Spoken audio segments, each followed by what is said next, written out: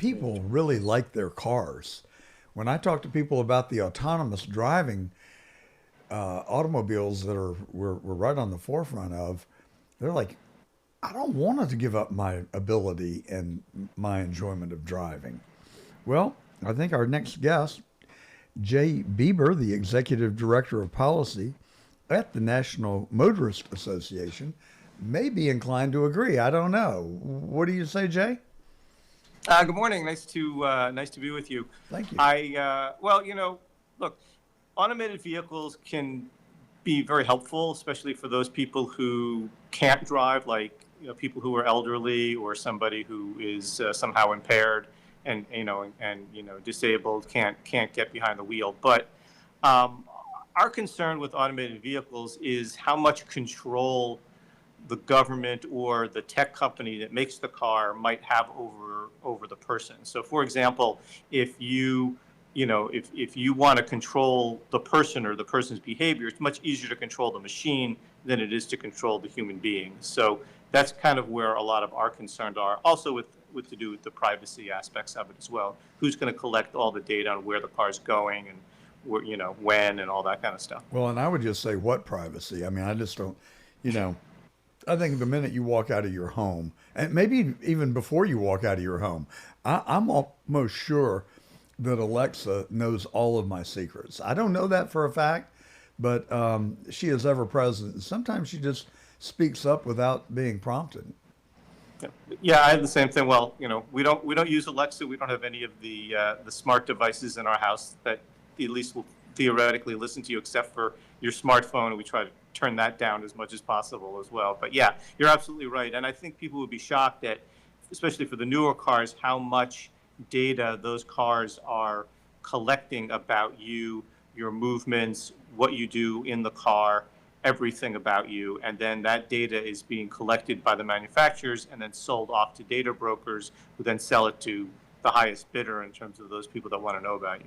Well, that is a fact. I happen to have a Tesla, and I know it's recording everything about my driving habits, where I'm going, how long I've been there, and how fast I drove to get there, and where I parked. I mean, but I don't worry about it because I live a pretty boring life, I think. And so, I mean, somebody would have to be really wanting for something to do to be interested in how fast I'm driving down Olive Avenue right over here where I frequent. Yeah, well, I think it's not so much what's happening now; it's what the future holds. And as we've seen, there's been a steady erosion of our privacy and our personal liberties, and certainly we know that the government continues to take power as it can, and even the private companies. I mean, look, right now we see that certain browsers, certain tech companies, if they don't like what you're looking at or what you're going to look at, they will limit your results in, let's say, Google or one of those companies. If they're controlling the car, maybe they don't like where you're going or what you're doing or, those sorts of things. As far as the insurance rates that you have, the cars are collecting information like how fast do you accelerate? How hard do you brake? Do you steer in a certain way that they feel is, that's aggressive driving? And of course, they're the ones that get to make that decision.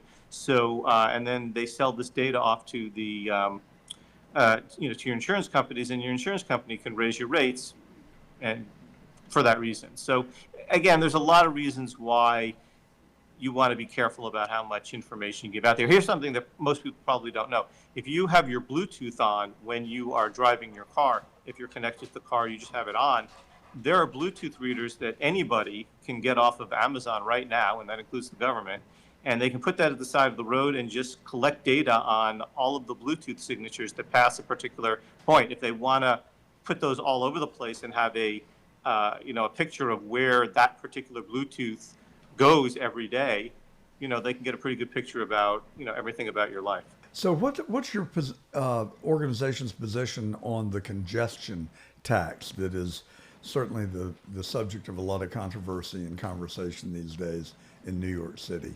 Well, obviously we're not in favor of additional taxing. And people have spent their tax dollars building those roads, and therefore you should be able to drive on those roads unrestricted.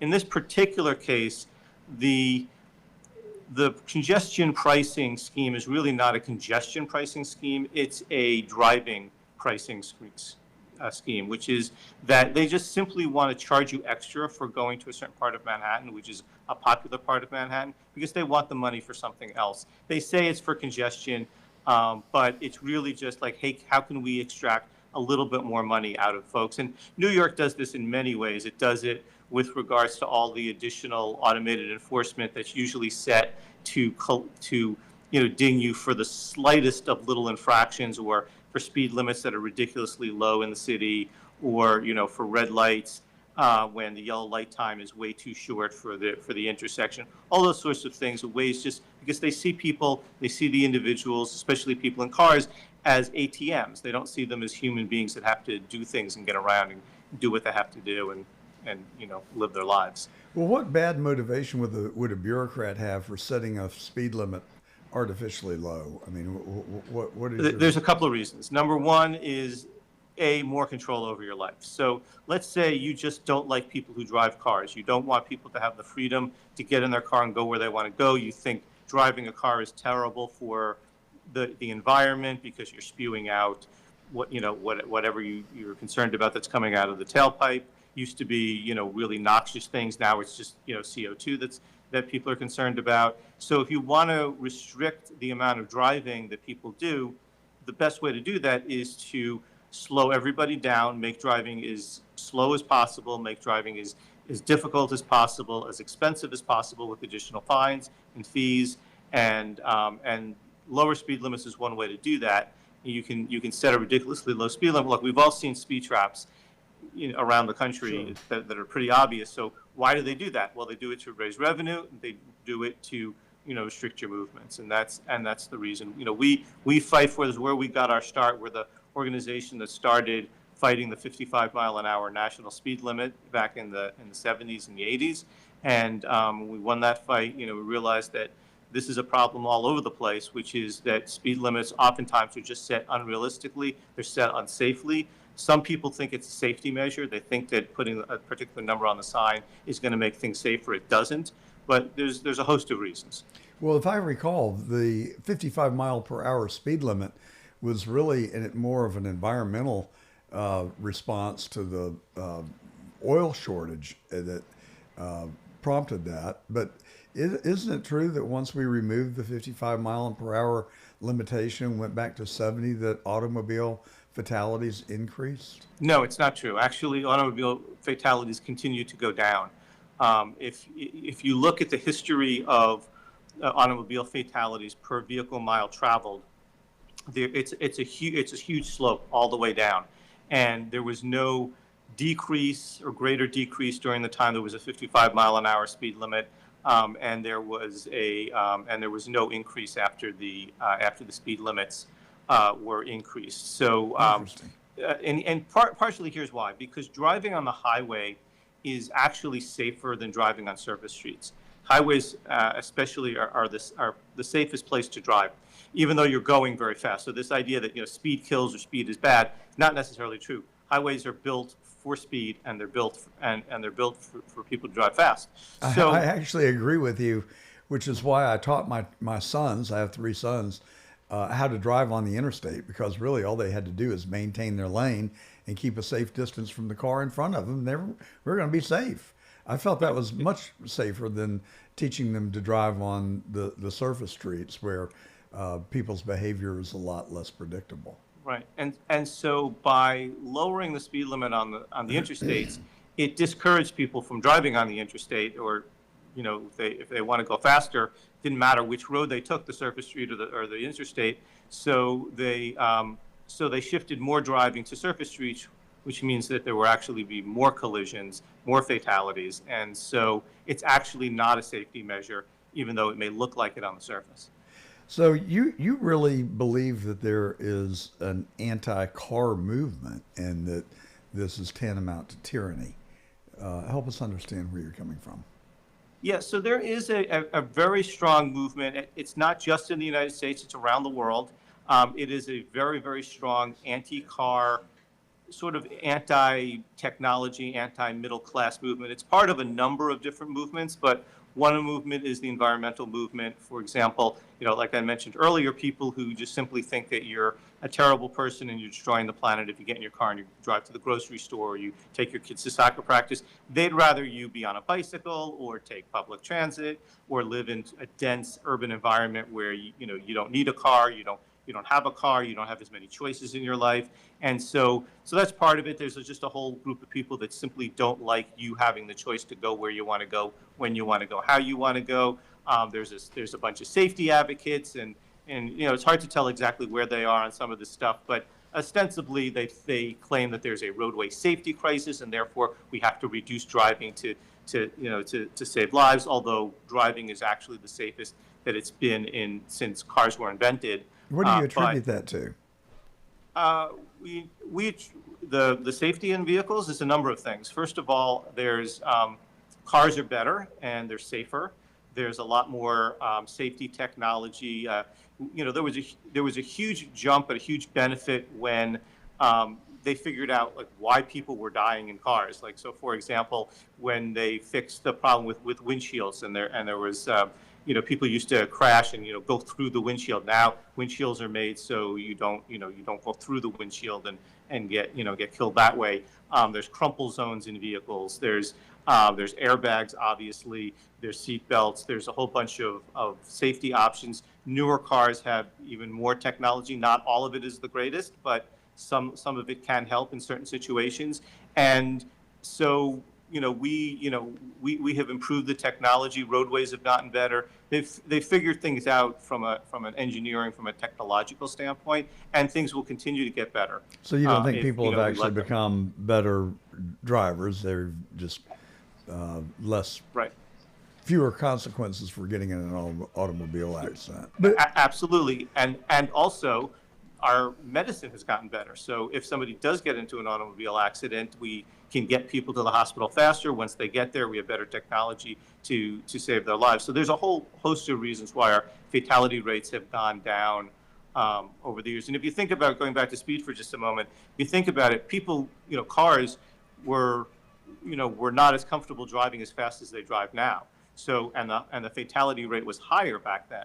So if you look at, let's say from the beginning of driving in the 20s, when they started collecting all this data per vehicle mile travels, we've reduced fatalities by 95, 98%. I mean, this is a huge improvement in terms of safety. And if it were any other thing, like let's say cancer, and you said, oh, we reduced cancer fatalities by 95%, people would think it was the greatest thing in the world. Instead, there's a whole bunch of people out there saying we have a roadway safety crisis and we have to take cars off the road and limit the number of miles that people drive every year. Well, we do have 45,000 fatalities a year in the United States, 2 million worldwide, and untold numbers of people who suffer debilitating injuries from being in automobile accidents. Isn't that a fair problem to try and attack?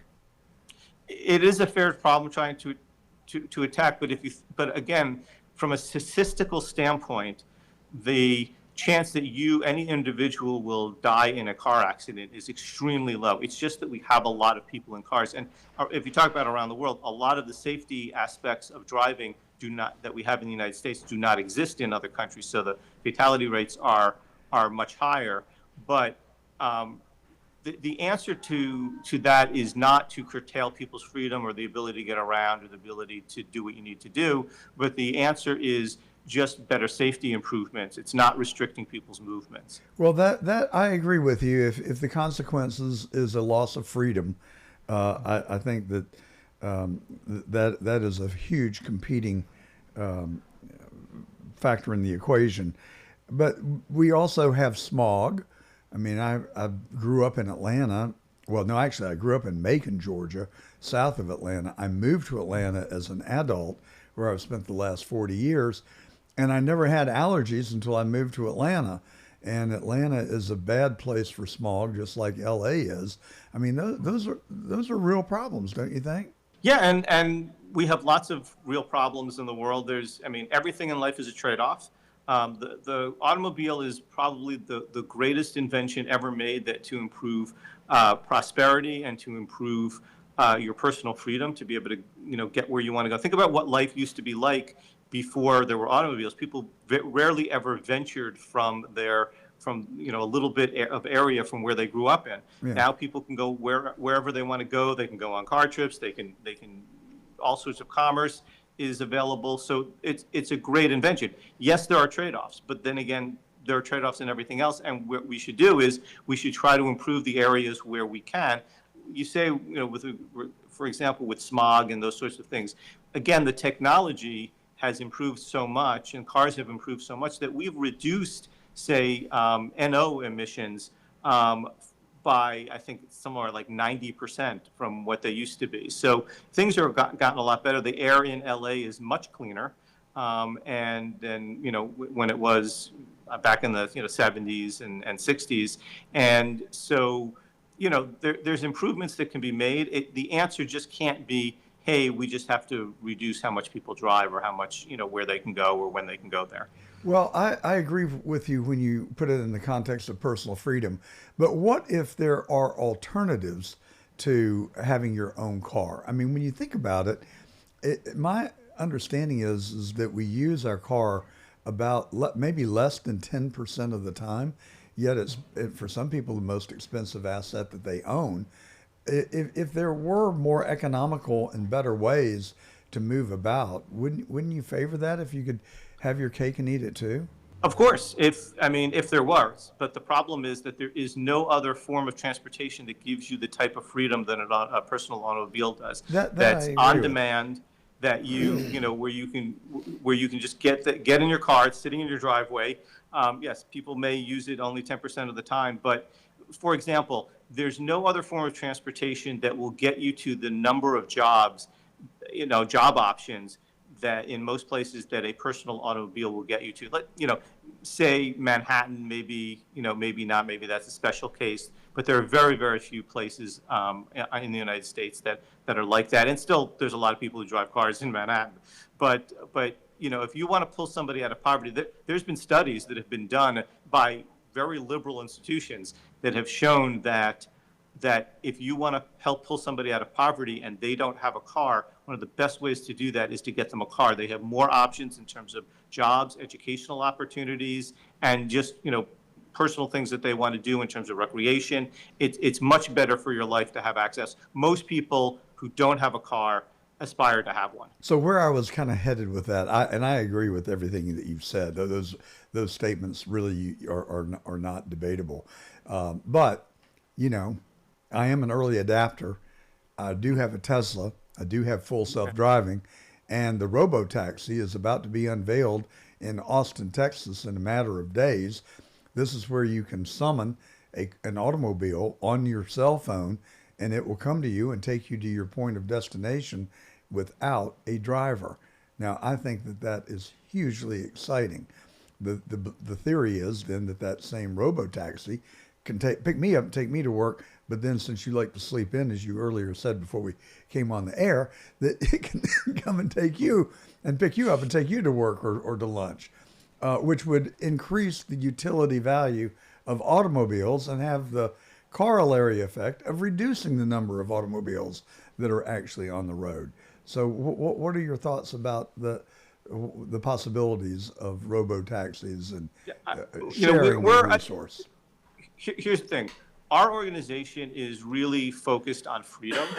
So, freedom of choice. So if there's a better alternative, if there's something that shows up at your house and it doesn't have a driver in it and that's safer, great. We certainly don't have any objection to that. We don't feel like somebody has to be behind the wheel. There are people that may feel that way, but that's not something that we take on. We feel that with regards to cars and personal automobiles, that A, you should continue to be able to own a personal vehicle, and B, you should be able to drive it if you want to.